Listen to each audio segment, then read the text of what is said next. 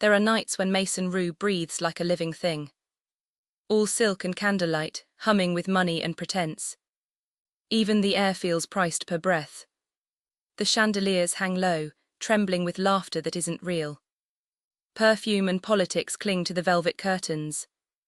The rich come here to eat scenery, not food.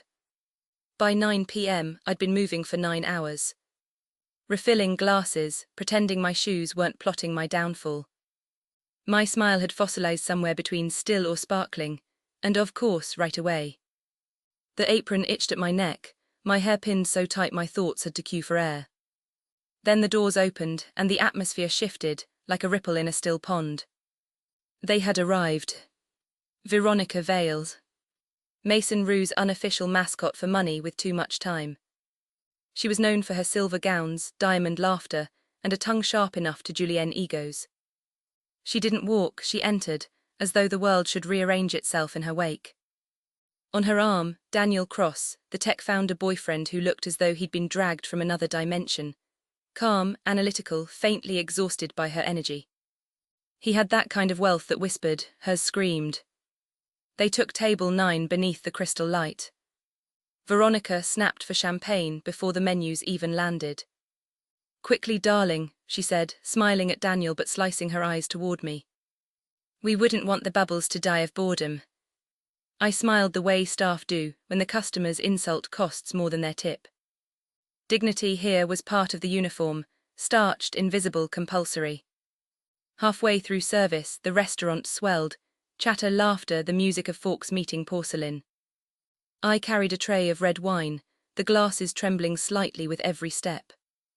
Behind me, a man from the hedge fund table pushed back his chair without looking. A nudge, a slip, a heartbeat. The tray tilted. Gravity made its choice. A single glass flew forward, spinning in a lazy arc. A slow confession in crimson. It landed against Veronica's arm.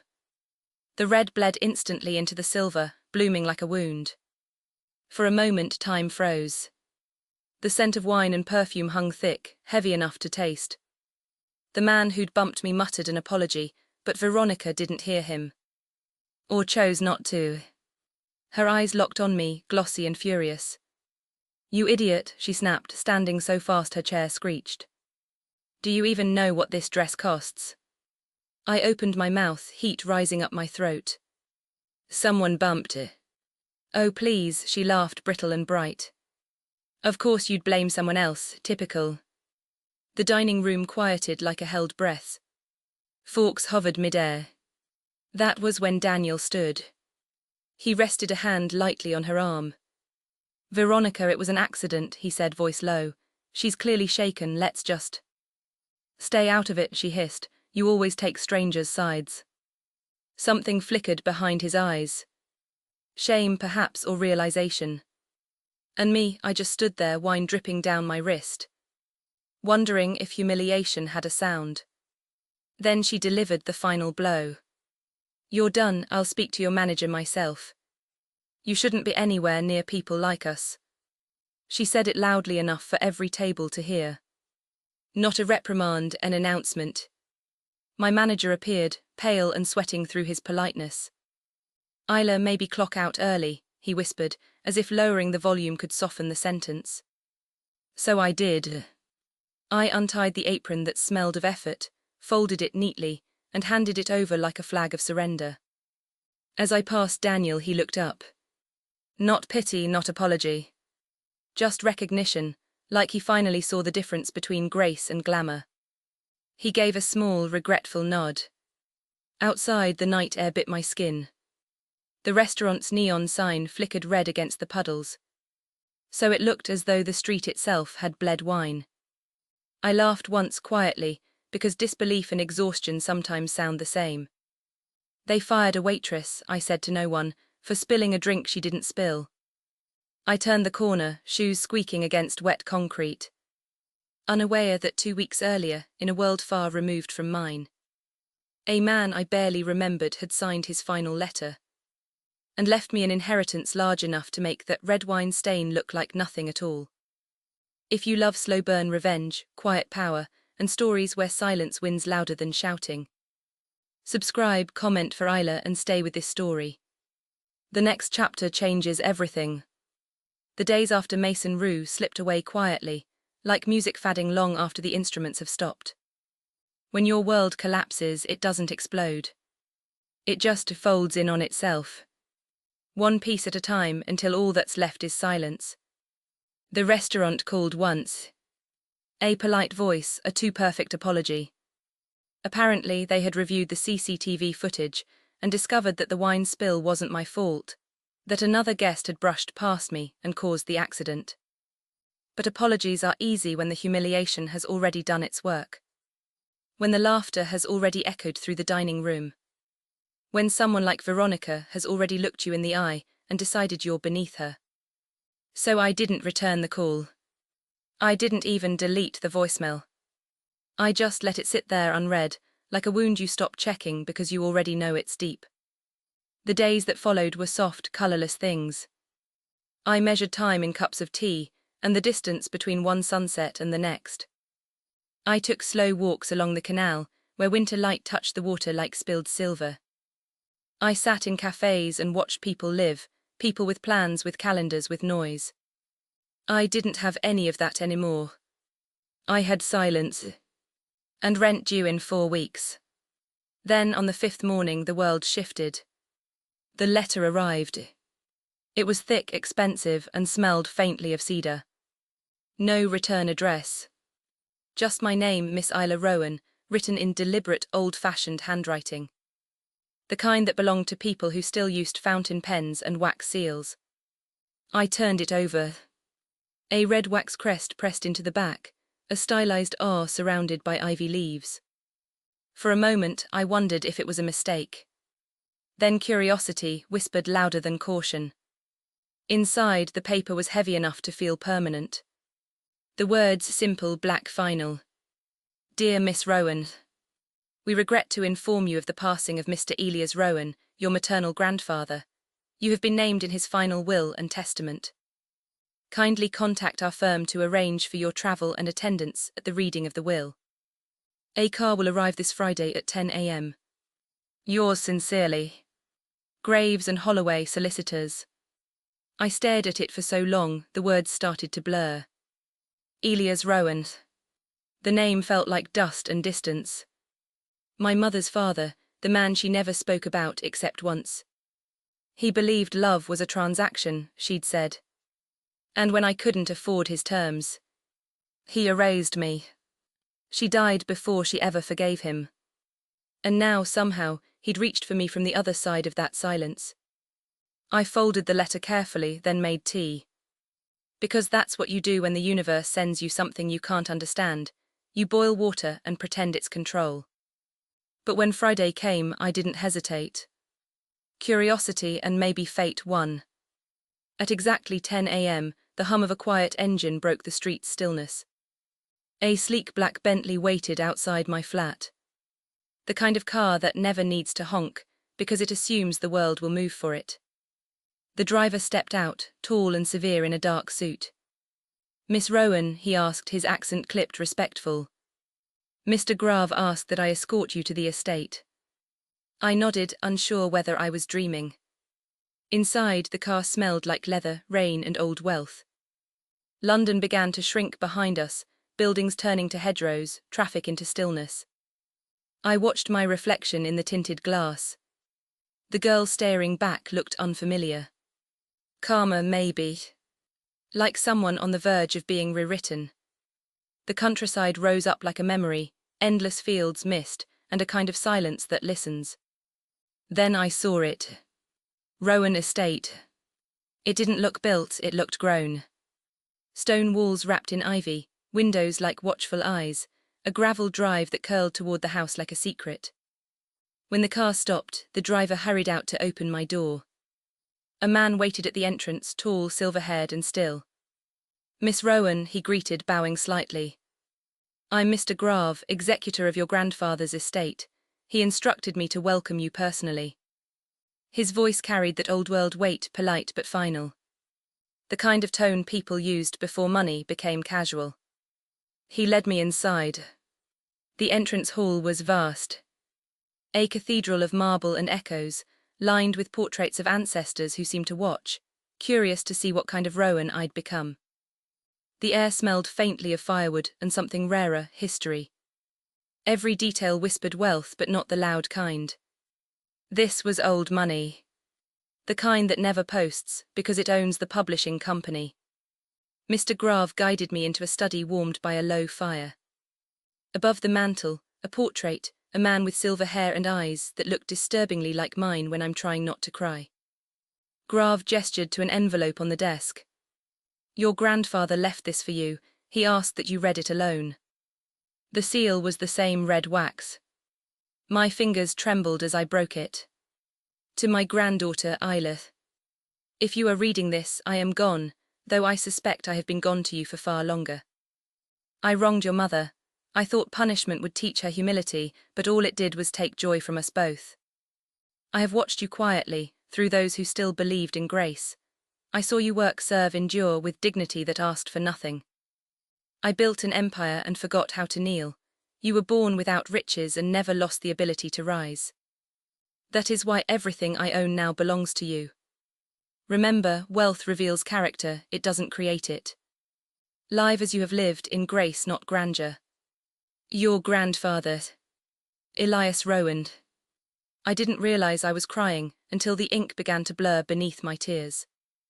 When I finally looked up, Mr. Grave was still there, silent, dignified, witnessing. The estate, the businesses, the investments, he said softly. All of it, Miss Rowan. You are now the sole heir to the Rowan fortune. I couldn't speak. He smiled faintly, the first trace of warmth. Your grandfather often said, patience is just power waiting for its moment. Outside, rain began to fall against the tall windows, slow and steady, just like that night at Mason Rue. Only this time I wasn't the girl wiping stains. I was the woman whose name was now written in ink and inheritance. The world had no idea who I was. But it was about to find out. The morning after the incident felt heavier than it should have. Not because of the spilled wine, stains wash off, but because of the silence that followed. The kind of silence that doesn't belong to the room, but to you. It wraps itself around your ribs, warm and wet, whispering you don't belong here. At Mason Rue, mornings were usually a symphony. The hiss of espresso machines, the chatter of servers, the clatter of cutlery and confidence. But that day it all felt dimmer. Like someone had turned the volume down on the world, just enough for my thoughts to be the loudest thing left. I spent the early hours polishing glasses behind the bar. Over and over the same rhythm, twist, wipe, shine, stack. It was muscle memory now, a ritual for people who needed to feel useful. But every few seconds I'd still hear it. Veronica's laugh, crisp, expensive, cruel. Clumsy little thing, she'd said, maybe stick to wiping tables. Her words clung to me like the ghost of the wine stain on my apron, faint, but impossible to wash out. The others avoided my eyes. That's the thing about humiliation, people treat it like a contagious disease. No one wants to be infected by someone else's moment of shame. Daniel had lingered after she left the night before. He'd stood near the door, hands in his pockets, a furrow between his brows that hadn't been there earlier. I saw the apology he couldn't quite say, in the way his fingers tapped against his watch, in the glance that didn't hold long enough to count as courage. But he didn't speak. No one ever does when it matters. So I smiled, the practiced one. The smile that keeps you employed. The one that says it's fine, I'm fine, please don't look too long. By the time the first rush of customers arrived, I had tucked my emotions neatly behind my professionalism, like napkins folded too tightly. Chef Henry noticed before anyone else. He always did. Rough night, he asked without looking up, tossing herbs into a pan like confetti. I shrugged, pretending the answer was somewhere in the steam. Just spilled wine on someone who thinks money buys personality. He barked out a laugh that echoed off the copper pots. That's most of our clients, darling. You'll run out of wine before they run out of ego. Maybe he meant it as comfort. It didn't work. The kitchen smelled of garlic, butter, and false normalcy. I breathed it in and told myself it was enough. By noon, the restaurant had filled with the usual lunchtime crowd, the polished, the powerful, the perpetually dissatisfied. And then the door opened. Daniel. No entourage, no Veronica. Just him and a look that didn't belong in places like this. He walked in quietly, his presence folding into the hum of the room. But I felt it before I saw him. "Miss Rowan," he said softly when I turned, his tone careful, almost reverent. People didn't usually use my surname unless I was in trouble. I froze, unsure how to stand, how to breathe. "I wanted to apologize," he said, "for yesterday. It wasn't right." The simplicity of it stunned me. Not the apology, the fact that it existed at all. I'd spent years serving people who treated apologies like rare antiques, beautiful to look at, never to be touched. "It wasn't your fault," I said finally, my voice steadier than I felt. "People like her think waitresses are invisible. I should thank her, really. She reminded me I'm still human." He blinked, and for the first time, something softened behind his expensive composure. "That's an unusual kind of gratitude," he said quietly. "It's an unusual kind of world," I replied. For a moment, the air between us changed. Something like understanding, fragile, fleeting, passed through it. He placed his card on the counter, along with a folded bill that felt too thick to be polite. "Consider it my apology," he said, "not for the wine, for standing still." Then he left. No dramatic pause, no lingering look. Just the faint echo of decency in a world that had forgotten what that sounded like. When I finally exhaled, I caught my reflection in the mirror behind the bar. Tired eyes, pale lips, and something else I hadn't seen in a while, quiet defiance. A spark, small but steady, burning just beneath the exhaustion. That night, when the restaurant lights dimmed and the world went silent again, I pulled out my old notebook.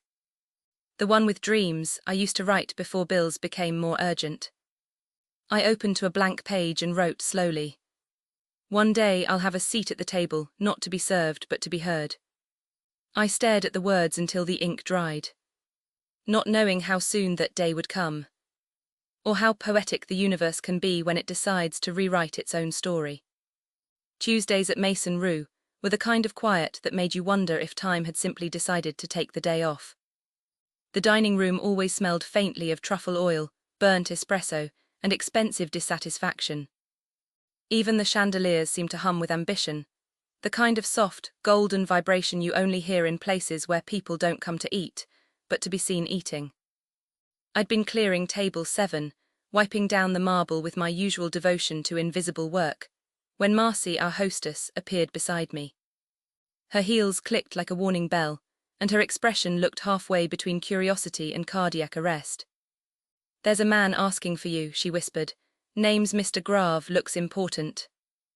"Important how?" I asked, still clutching a stack of dessert menus, expecting another customer complaint about lukewarm lattes or underwhelming existential purpose.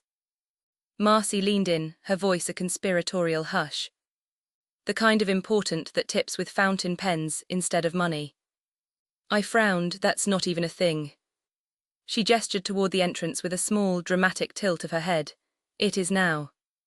I turned, and there he was.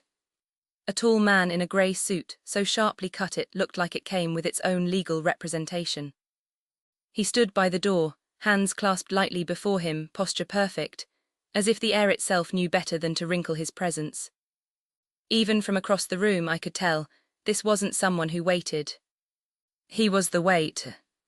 "Miss Isla Rowan?" he asked when our eyes met, his tone smooth but firm, a voice built for boardrooms, not bistros. "Yes," I replied, instantly aware of the wine stains on my shoes, the fraying threads at the hem of my apron. He gave a courteous nod. "My name is Mr. Grave. I represent the estate of Elias Rowan."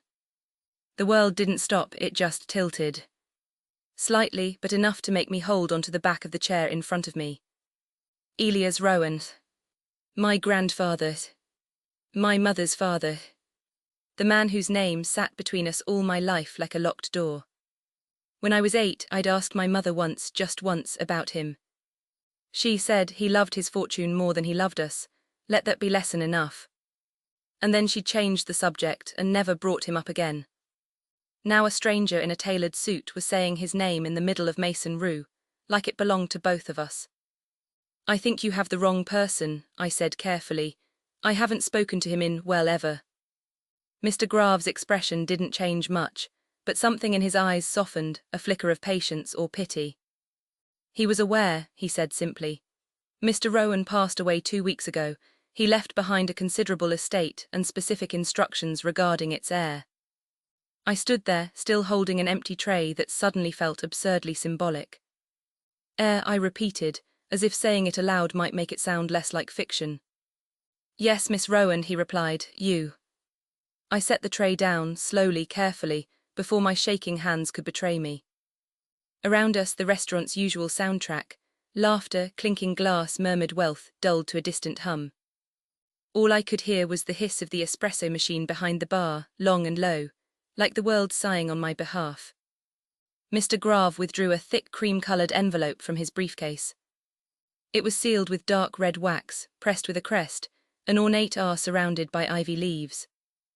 "This contains your grandfather's final letter," he said, placing it on the table between us.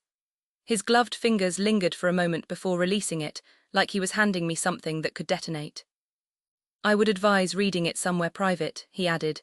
His instructions were specific. I looked from the envelope to his face, searching for some hint that this was a cruel prank or a misunderstanding. "Why now?" I asked quietly. "He never reached out, not even when my mother died." Mr. Grave adjusted his cufflinks with the kind of precision that suggested both habit and restraint. "Sometimes distance is not neglect, Miss Rowan," he said. "Sometimes it's observation." "Observation," I echoed, incredulous. "Of what?" He tilted his head slightly, studying me. "Of you." My pulse stuttered. "Your grandfather was a complicated man," he went on. "But he followed your life closely. He knew you were working here, he knew about your mother's passing, even the scholarship you earned and declined to take." I blinked, the world suddenly too loud and too quiet all at once. "How could he possibly?" "Because he made sure someone always knew where you were," Mr. Grave said simply. He paused, then added in a tone softer than before, "And for what it's worth, he was proud." The word landed like a stone dropped into water. "Proud of me?" The waitress who spilled wine on a millionaire's girlfriend and got fired for existing in the wrong place. I wanted to laugh or cry or both. Instead, I just nodded, the polite reflex of someone who still doesn't quite believe good things when they arrive. Mr. Grave handed me his card. "When you're ready, call this number. I'll explain the next steps." Then he left quietly, efficiently, like punctuation at the end of a sentence I hadn't realized I'd been living. Marcy peeked out from behind the host's stand, her curiosity practically humming. "Who was that?" she asked. I slid the envelope into my apron pocket, fingers trembling slightly. "No one important," I lied, though the words felt fragile, like glass about to crack. That night, I walked home under the city's tired lights. The rain had just started, soft and hesitant, turning the pavement into mirrors. The envelope pressed against my palm through my coat, the wax seal warm from my touch. Each step made it feel heavier, not like paper but like consequence. When I finally reached my flat, I placed it on the kitchen counter beside an empty mug and a half-eaten sandwich. The room was dim, the clock ticking like it was waiting for me to make a decision. I didn't open it, not yet. I just sat there, watching the envelope like it might breathe if I looked away. And for the first time in a long time, I felt something stir. A quiet shift.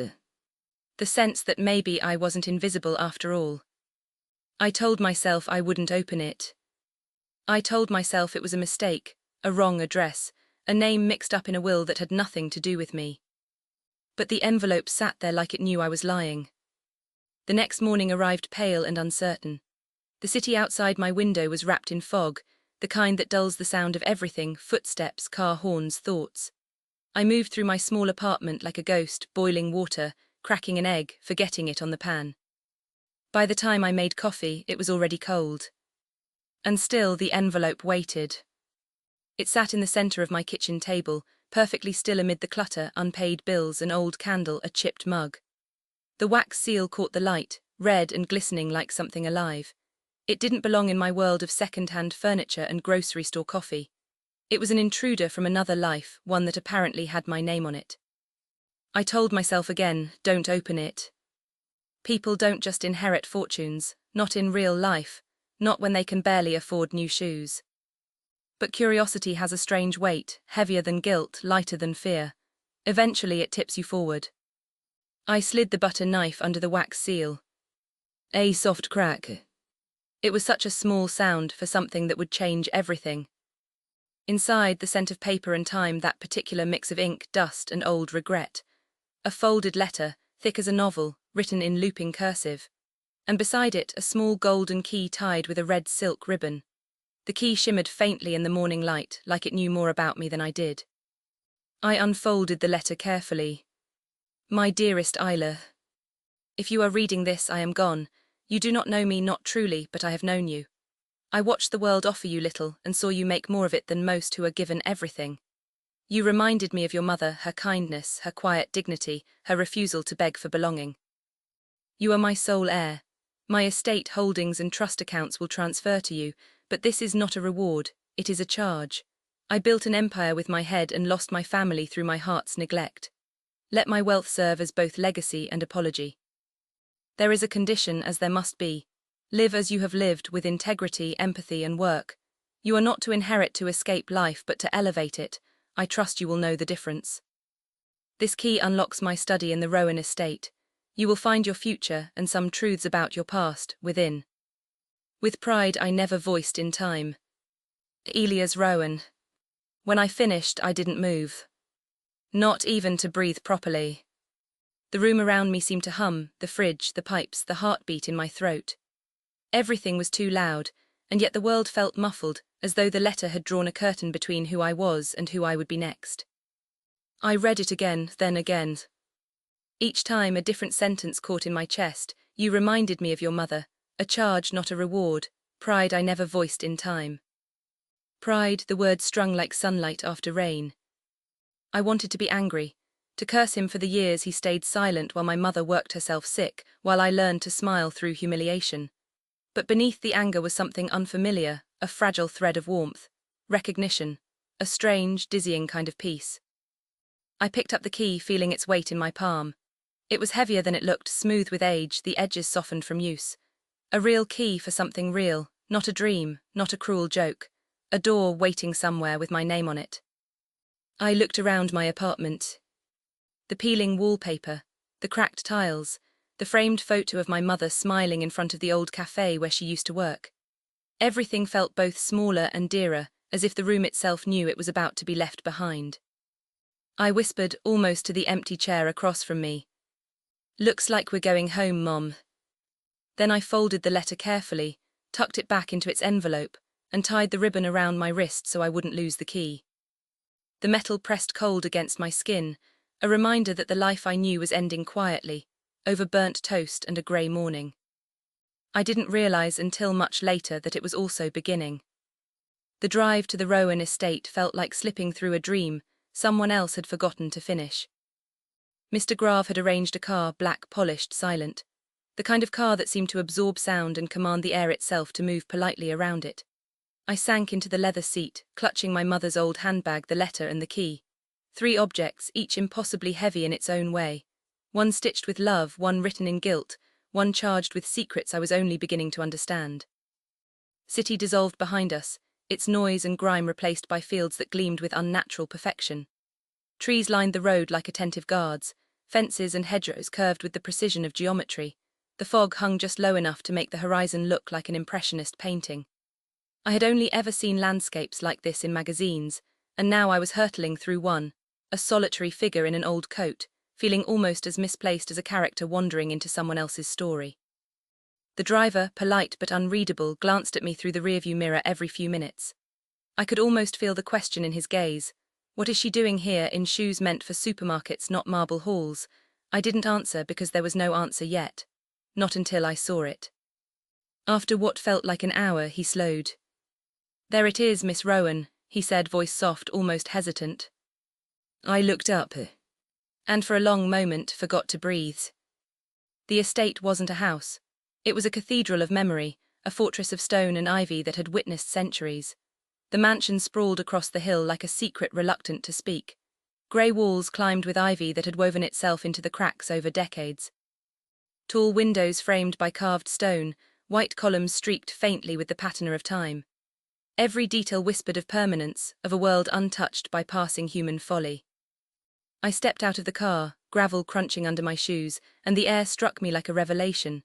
Crisp, sharp, tinged with rain and the faint, solemn sweetness of old oak. Wrought iron gates, tall and elegant, framed the entrance behind me. In the centre, curling letters, ER, gleamed against black iron like a signature etched in history. I stood there for a long, silent moment. Me, the waitress who had once been scolded for spilling wine, now confronted by a house that could swallow my entire life and spit it out polished and perfect. Mr. Grave appeared at the entrance, bowing slightly. "Miss Rowan," he said, voice quiet but steady, "welcome home." The word hit me with the weight of memory I didn't know I had. Home. No one had said it to me without irony in years. The doors groaned open, a sound somewhere between a sigh and a warning. Inside, the world shifted again. The foyer was cathedral-sized. Marble floors stretched like water, reflecting chandeliers that scattered light in fragile prisms. Twin staircases curled upward like ribbons of smoke. Portraits lined the walls, faces from centuries past watching me with faint suspicion, as though wondering why this stranger dared to enter their realm. One portrait arrested my attention, a woman with dark hair, eyes soft yet unyielding, poised and dignified. My throat tightened, she looked like my mother. Mr. Grave noticed my gaze. "That was your grandmother, Elena Rowan. She passed before you were born. Your grandfather insisted her portrait remain here in the hall so she would be the first face anyone saw upon entering." I couldn't speak. All those years wondering what my mother's family had looked like. And now they were here, immortal in gilded frames, whispering of lives I hadn't lived but belonged to nonetheless. A figure approached, brisk, immaculate, her uniform crisp, her steps precise. "Miss Rowan," she said, curtsying slightly, "I'm Mrs. Porter, the housekeeper. We've been expecting you." Her kindness was careful, measured, tempered by decades of service, in a house where the rules of wealth and power were carved into the very walls. "Expecting me?" I asked, still dizzy. "Mr. Rowan's instructions were very specific," she replied. "The staff were to maintain the house exactly as he left it, everything preserved, awaiting your arrival." Exactly as he left it. The words hovered around me, uneasy. A man I had never met had anticipated this moment, had arranged a world for me long before I knew it was coming. "May I show you to your room?" Mrs. Porter asked. "Yes," I whispered. We walked corridors lined with history and scent. Waxed floors, the faintest whisper of lavender, the lingering memory of polished wood and old paper. Each room we passed seemed frozen in reverence. Bookshelves taller than I could reach, crystal chandeliers refracting the late afternoon light into tiny, perfect galaxies, walls lined with clocks that ticked in a slow, irregular chorus, like the heartbeat of the house itself. My room was at the east wing's end, a space larger than my old apartment. Cream linen draped the bed, a bay window framed the gardens beyond, endless green folding into the mist. A writing desk stood by the window, and atop it a framed photograph of a young woman holding a baby. I stepped closer. The woman was my mother, and the child was me. I sank onto the bed, mattress sighing under my weight, a strange warmth filling me. For the first time in years I felt the heavy, forgotten truth. I was remembered. A knock at the door pulled me from the haze. Mr. Grave entered, carrying a small leather folder. "Miss Rowan," he said, voice gentle, "there's something you should see." Inside were documents, bank details, and a note written in the same careful hand as the letter I'd received. "Isla, in the drawer of your study lies something that belongs to you. Take it when you are ready. It will explain what I could not in life." "Where's the study?" I asked, voice trembling. He gave a knowing smile. "Down the west corridor, but perhaps not today. The house has waited this long, it can wait another night." I wandered the halls again, drawn to the drawing room where a grand piano stood, its dust cover hiding decades of untold melodies. A faint scent of cigar smoke lingered, like my grandfather had only just stepped out. The sky outside melted into gold, and the gardens shimmered. Roses, fountains, marble statues, all bathed in quiet light, all waiting. Somewhere far away, Veronica Vale was probably still issuing orders, unaware that the woman she once belittled now belonged to a world of marble floors and endless corridors. I laughed quietly, softly, not out of revenge, but irony. Life, it seemed, had a taste for humor. That night, sleep eluded me. The house was too alive in its silence, whispering secrets I hadn't yet learned. My thoughts kept returning to the study, the drawer, the promise of revelation. At midnight, I lit a lamp and wrapped my coat around me. Floorboards groaned beneath my weight as I moved down the corridor. The red silk key in my pocket felt warm, almost pulsing, as if it knew the threshold it was about to cross. I hesitated, heart pounding, then I turned the key, the lock clicked, the door opened. The room breathed around me, old books, cedar, the faint musk of time itself.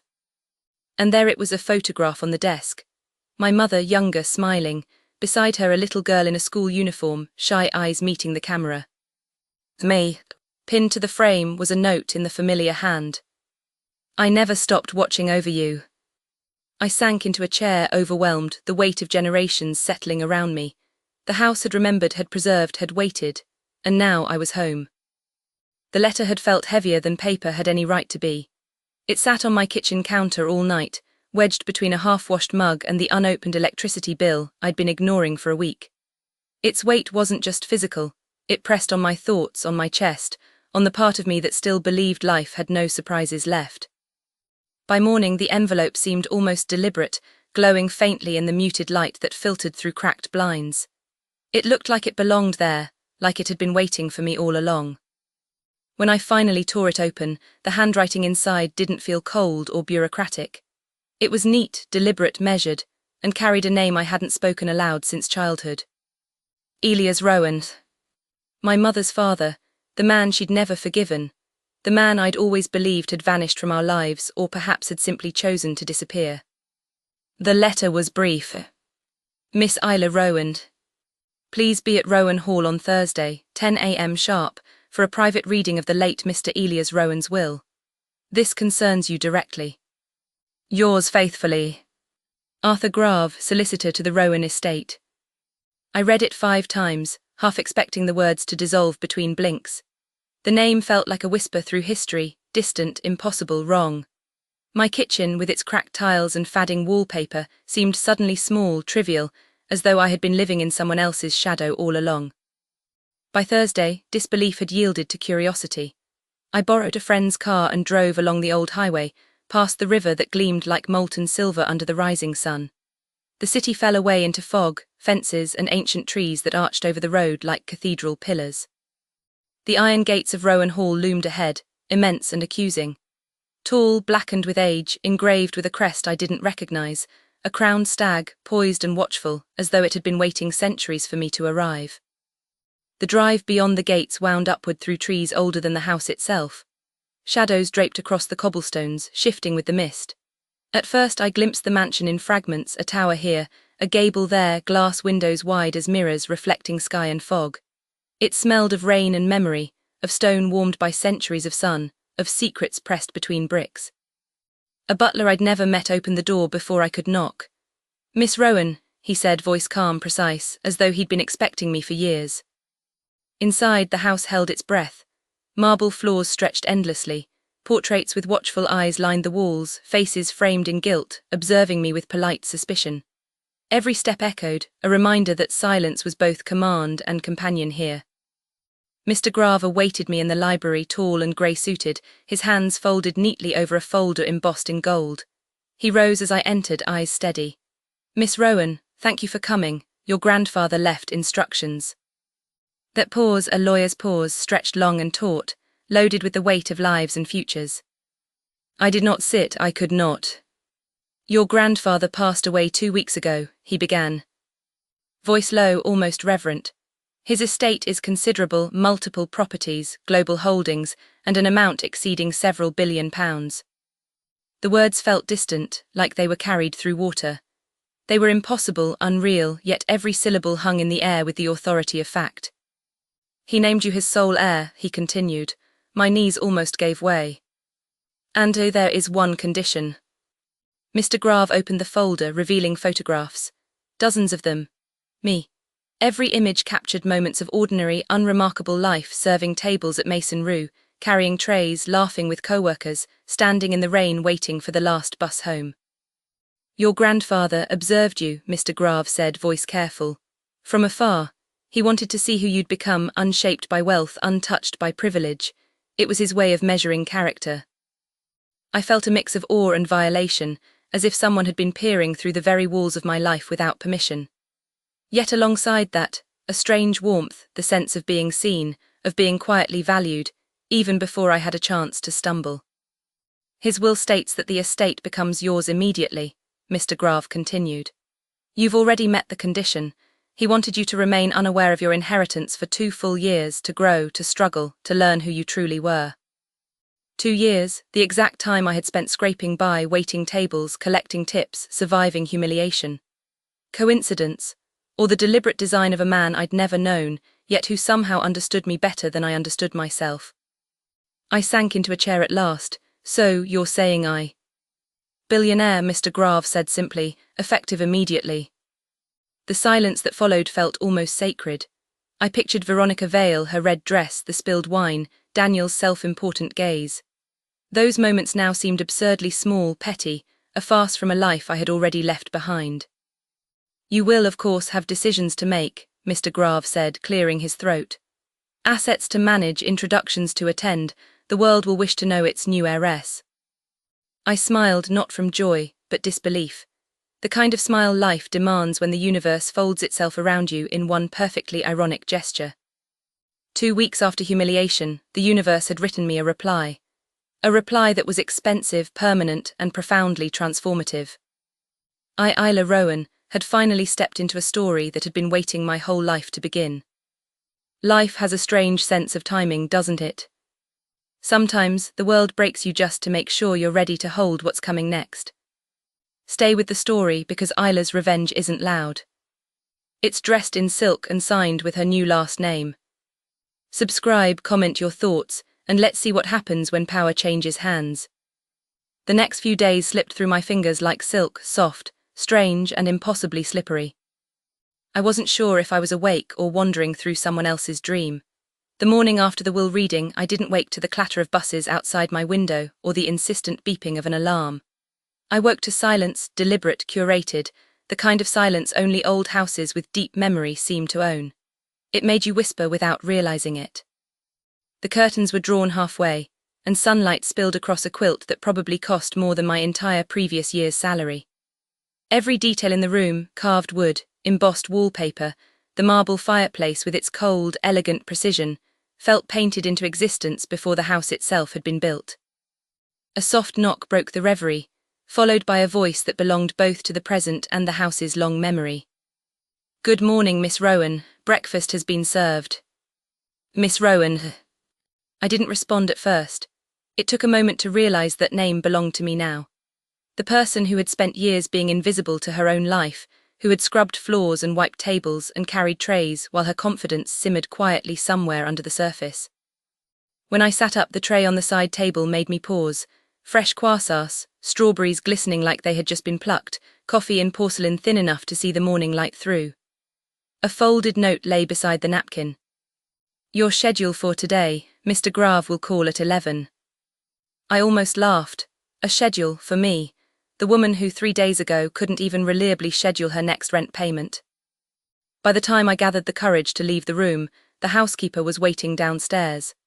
Her name was Mrs. Haverley, and she carried herself with a posture that made walls seem to straighten in her presence.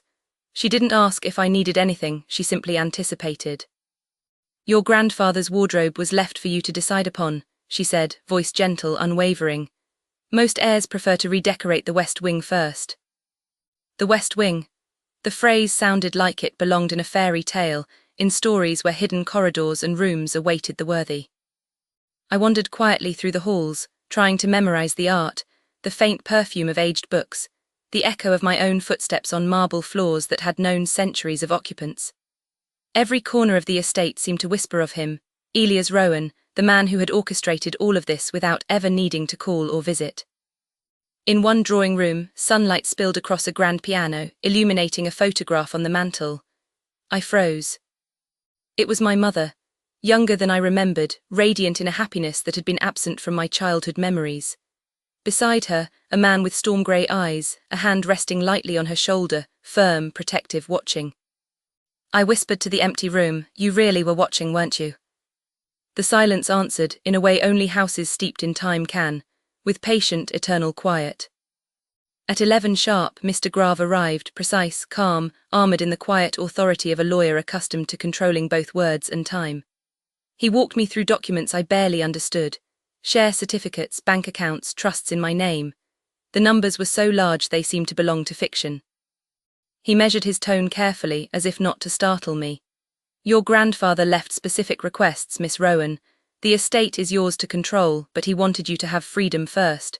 You were to find your character before inheriting his fortune." "Character," I echoed softly, "a test." Mr. Grave's lips curved slightly. He believed wealth is safest in hands that had once been empty. I wanted to argue, to protest that my life had been unfairly observed. Yet somehow I understood. Somewhere in the humiliation, heartbreak, and lonely hours of struggle, I had found a spine that refused to bend. I had been moulded quietly by circumstance, unknowingly prepared for this. When he left, he handed me a small black card. Embossed letters caught the light. ISLA Rowan, the Rowan Group. It felt like holding a secret. A key to a world that had been waiting for me all along. A new identity, quietly ready for introduction. Days became a blur. Meetings with financial advisors who spoke in rehearsed confidence, publicists whose sentences were polished until they gleamed. They taught me how to hold my head in photographs, which fork to use for each course, how to navigate charities and events. All of them seemed confident in shaping who I should be. Yet no one asked who I had been. At night I wandered the estate gardens alone. The scent of roses and rain-soaked earth filled the air. I looked up at the windows glowing gold and wondered if I truly belonged in this story. The world had flipped waitress to heiress in less than a week, but beneath the polish, I carried the memory of wiping spilled wine from my apron, the humiliation and quiet indignity. It lived in me like a scar, unseen, permanent, and oddly beautiful. 3 days later, an invitation arrived from Mason Rue. Charity gala, press coverage, Veronica Vale's name, Daniel Crosses. I stared at the card, letting the irony settle. Fate, apparently, had a sense of humour. I folded it carefully beside my morning coffee. If the universe wanted me back there, I'd go not as the girl they pitied, but as the woman they had underestimated. Because sometimes revenge doesn't roar. Sometimes it walks in quietly, wearing diamonds, calm, and with a smile that says, "The truth has finally arrived." The human heart is a strange thing. It remembers places long after it has forgotten faces. The night I returned to Mason Rue, the city felt smaller, not because it had changed, but because I had. The restaurant stood just as I had left it, all glass and candlelight, gold signage gleaming against rain-slicked pavement. I sat in the back of the car for a moment, letting the world blur behind tinted windows. The doorman moved like old royalty greeting guests. The flicker of street lamps danced across the wet cobblestones. Everything looked faintly unreal, like I was observing my past through a screen, removed from it, yet intimately connected. Mrs. Haverley had insisted I bring a driver. Mr. Grave had suggested a press team. I declined both. Tonight belonged to me. Not the heiress, not the public figure, not the Rowan Group. Just the woman who once carried trays, spilled red wine, and learned the quiet art of endurance. When I stepped out, the rain had softened to a delicate drizzle, fine silver threads falling through the golden glow of the entrance lamps. My heels clicked softly on the wet pavement, each sound amplified, measured, echoing through the alley of memories and anticipation. The hum of laughter, the soft murmur of violins inside, the clinking of glasses that had once reminded me of everything I didn't have, this time they sounded neutral. Free. Like music I no longer needed to dance to. The maitre d' didn't recognize me at first. Why would he? The Isla who had served soup and wiped spills was invisible, careful, unnoticed. The woman standing before him now wore a gown the colour of dusk, hair swept into effortless symmetry, eyes calm enough to demand no explanation. "Good evening," he said, scanning the guest list. "A Miss Rowan," I said simply. His eyes flicked down, found the name instantly, highlighted, underlined. His expression shifted, respect replacing casual courtesy, the subtle acknowledgement that she mattered. Inside, chandeliers glowed softer than memory allowed, casting light across faces painted with polite hunger, for status, proximity, influence. I found my table near the center, surrounded by perfumes that could fund a small country and laughter that carried the weight of inherited privilege. Then I saw her, Veronica Vale. Still immaculate, still smiling far too wide for sincerity. Red again, deeper this time, like a warning or ritual, a costume she wore to command attention. She laughed, brittle, precise, her voice filling silence with forced brightness. Beside her sat Daniel. He looked older, not in years but in gravity, the weight of life settled behind his eyes. Our gazes met. A flicker of recognition, confusion, then something softer, disbelief mixed with something almost hopeful. He didn't speak, his eyes said, "Is it really you?" I smiled, small, precise, controlled, the smile of someone who had learned the power of calm. The night unfolded like theatre. Waiters glided silently between tables, speeches rose and fell, crystal chandeliers caught light and returned it in applause. Then came the part I hadn't scripted, the charity announcement. The new sponsor would be introduced. A controlling share in Mason Rue had been purchased that week by me. A ripple of murmured curiosity swept through the room. Veronica leaned toward Daniel, whispering smugly, unaware that the new owner she had speculated about sat 10 feet away, watching her every sip. The host stepped to the microphone. "Ladies and gentlemen, tonight's event, and the restoration of Mason Rue itself, is made possible by our newest benefactor. Please welcome Miss Isla Rowan." Silence. Heads turned, whispers ceased midair. Even the chandeliers seemed to pause, waiting for the inevitable. I rose slowly, deliberate. No dramatic pause, no smirk, only composure. The gown whispered against the polished floor. Veronica's eyes widened first. Recognition, disbelief, horror, the faintest tremor of fear. Her lips parted but no sound emerged. Daniel, however, smiled quietly. Not surprise but relief, not triumph but recognition of something that had always been true. I reached the podium, voice steady, measured. "Thank you, it's an honor to support a place that once taught me perspective. Some of the finest people I've met work in this very room. They are the heartbeat that keeps luxury alive, and sometimes, they are the ones the world forgets first." I didn't look at Veronica, I didn't need to. My words found her regardless. After the applause, Daniel approached quietly. "I knew it," he said softly. "That night I knew you didn't deserve any of it." "And yet," I replied gently, "you said nothing." He nodded, half-smile touching his lips. "Cowardice in a suit," he said. "I've been trying to correct that ever since." No bitterness, just honesty. That made it easier to forgive him. When I turned back, Veronica was gone. Her seat beside Daniel empty, her glass untouched, her pride evidently far less intact. Later, on the balcony, I looked down at the city glittering beneath rain-slicked streets. Mr. Grave's words echoed. "He wanted you to find your own character before inheriting his fortune." I smiled faintly. Perhaps this was it, the test complete, the circle closed. Not vengeance, not spectacle, just peace standing where humiliation once lived. Below me, the city shimmered again. Only this time I didn't feel small under it, I belonged. Weeks passed in a way that felt unmeasured, suspended, in the silence of the estate. Time no longer demanded attention or endurance, it waited. It expanded and contracted around me, patient, deliberate, as though the world itself acknowledged that I no longer raced against it. The night at Mason Rue had made headlines by morning. Heiress revealed, former waitress turns restaurant owner. The quiet power of Isla Rowan.